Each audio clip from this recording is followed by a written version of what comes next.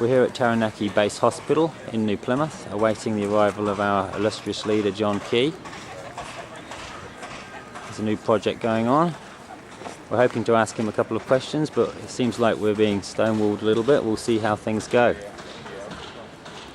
Here's Ian. Said, we're here at the hospital. I was hoping to get some time with Mr. Key to discuss some issues regarding our financial service sector. And we've been told it won't be able to due to time constraints, which is a little bit unfortunate. But I would like to mosey along over here to Mr. Jonathan Young and ask if we might even be able to get perhaps even a 5-line question to the man and see if we can't get an answer.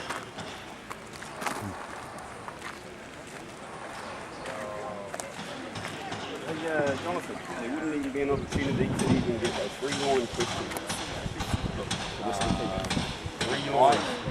I am not the go-to man between PE and group.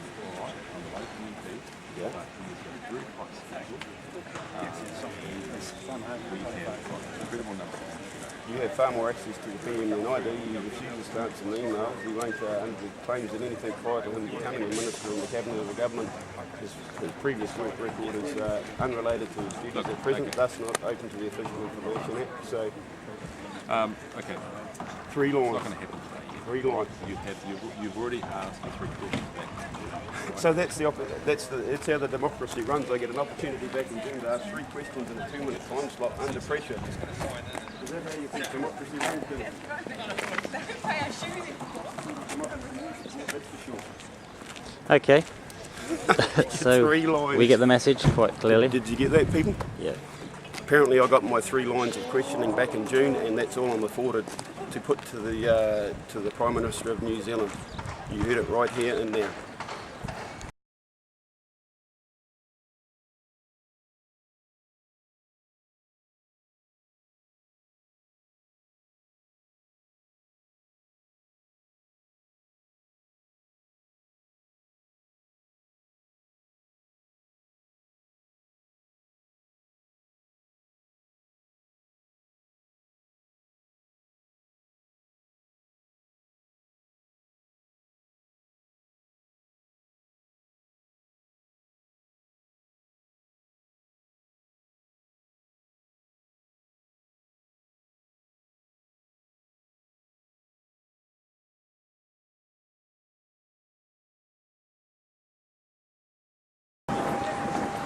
Here comes our Prime Minister, John Key.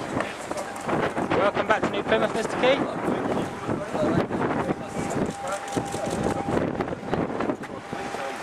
You've been to the heart of the finance. Yep. Well, that, I was wondering if you could alleviate a few concerns I've got. There's one simple question, really.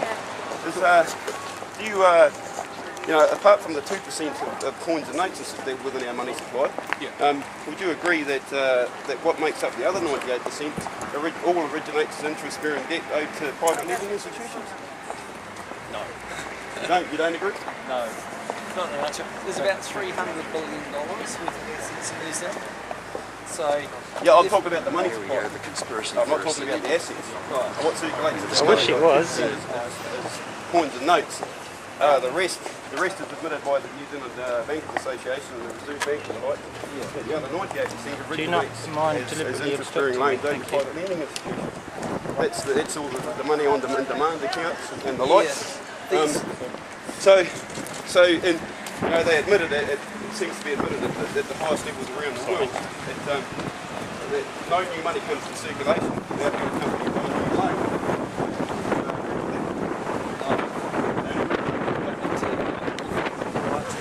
I've written to you many times after the Official Information Act and the likes actually about when you were trading derivatives and the likes, but you tend to refuse to answer stuff about your previous to being a minister or the Prime Minister. Well, that's what you said. One of the Official Information guys, so I have attempted tonight to discuss it in depth about the heart of economics, and it seems to me like the likes of Alan Greenspan and that are saying is what they're recognising as the money flaw, because the outdated regulation hasn't kept up with most technologies, so the money supply is fully tonic. So then there is a floor where our national debt, would you agree that our national debt is made up of a lot of little loans? Would you admit it publicly that the rating agencies look at our debt as one, because basically it all originates from the same place. So if our national debt is in its entirety as a whole is basically one loan given by private lending institutions. That's a bit rude. Yet they only give us the principal. That's a little bit rude of you. But they demand in There's no need for return that. principal plus interest. So it seems that our national debt, I know exactly who you are, by the way. I know who you are from too. the way it's formed, cannot fine. finance itself. So could you We actually alleviate have our mutual concern friends too. that growth No, we don't. appears Yeah, that we growth do. can't No, we exceed don't. I'm We not do. your friend. No, we have mutual to friends. achieve that growth. That wasn't the. You misunderstood the statement. I disagree with that, but you know, I'd very much like to debate it on the record at some time, if I may, with supporting evidence allowed, because I believe it's agreed at the highest levels of finance, and you're not really telling it as it is. Why do we have to borrow our own money at interest? So, can we have that meeting one day, Mr. Prime Minister? You seem happy to answer a lot of questions about stuff that's pretty trivial, but when it comes to the actual heart of high finance and economics, you're very reluctant to debate. No, I'll decide when I'm finished, mate. It's a democracy, it's called.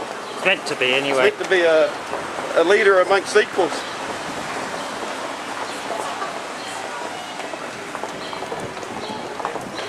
What's the role of the Office of Debt Management? Who are the bondholders?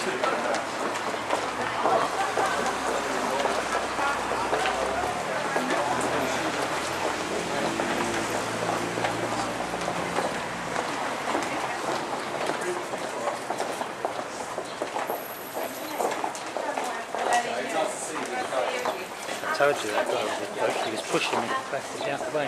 Right? This guy here. Yes, no, one with the white hair. Oh, yeah.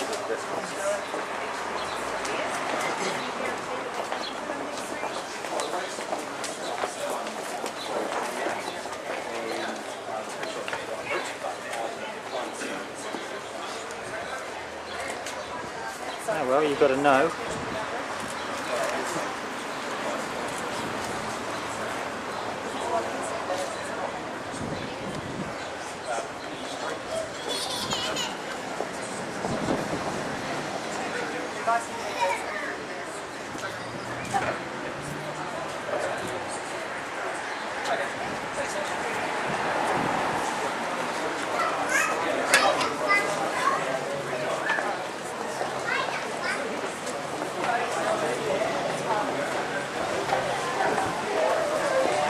Wants to go for a beer just. I don't know.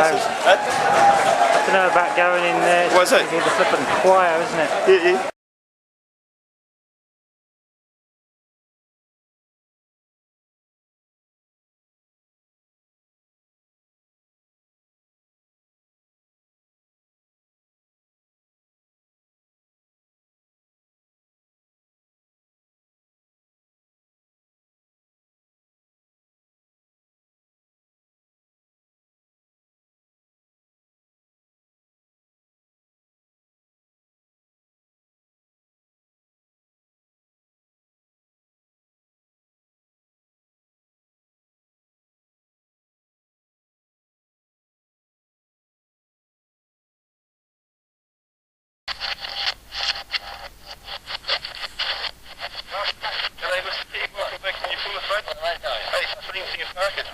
I'm just the common truck driver, mate, so you being to the heart of the international high finance and all of that, I was wondering if you can alleviate a few concerns I've got.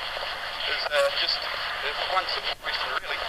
Do you, apart from the 2% of coins and notes that's within our money supply, do you agree that what makes up the other 28% all originates as interest-bearing debt owed to the private lending institutions? No. You don't agree? No. It's about $300 billion. So, yeah, I'm talking about the money supply. I'm not talking about the assets. Right. What circulates is our money. 2% is coins and notes. the rest is admitted by the New Zealand Bankers Association, the Reserve Bank of the likes. But the other 98% originates as interest-bearing loans to private lending institutions. That's all the money on demand accounts and the likes. And you know, they admitted it seems to be admitted at the highest levels around the world that no new money comes in circulation without the company buying a new loan. Would you agree with that? No. Don't you agree with that? But I tell you what, if you were to write to me, I've written to you many times under the Official Information Act and the likes actually about when you were trading derivatives and the likes, but you tend to refuse to answer stuff about your previous to being a minister or the Prime Minister. Well, that's what you said. And one of your Official Information replies, so I have attempted to write and discuss this at length about the heart of economics, and seems to be like the likes of Alan Greenspan and that are saying is that what they're recognising as the money floor, because the old outdated regulation hasn't kept up with most technologies, the money supply becoming fully electronic, so that there is a floor where a national debt, would you agree that our national debt is made up of little loans? You admitted publicly that rating agencies look at it as one, because basically it all originates from the same place. So our national debt is in its entirety as a whole is basically one loan given for a private lending institution, yet they only give us the principal into circulation, when what they demand in return principal plus interest. So it seems that our national debt is from the day it's born, cannot finance itself. If you alleviate our concern that growth appears that growth can't exceed the debt we're forced to take on to attempt to achieve that growth. well, I disagree with that. You disagree with that? But, you know, I'd very much like to debate it on the record at some point if I may, with supporting evidence allowed, because I believe it's agreed at the highest levels of foreign finance. You're not really telling it as it is.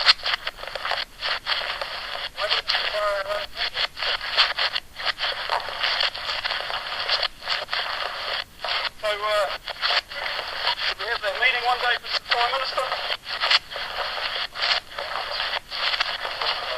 You seem to have the answer to a lot of questions about stuff that's pretty trivial, but when it comes to the actual heart of finance and economics, you're very reluctant to debate. I would have thought it would come to me. It's a democracy, it's called. You need to be a leader amongst equals.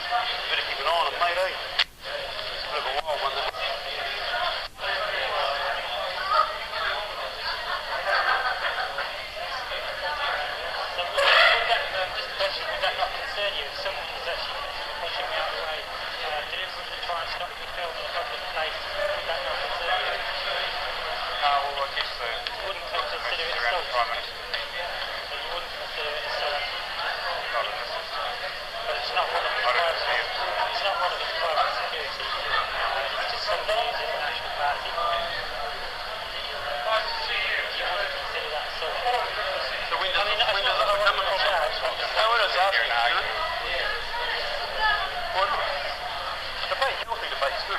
So it makes a democracy, isn't it? Amicable debates. We're only peaceful. We win our battles with information, mate, not violence. That's the way we went.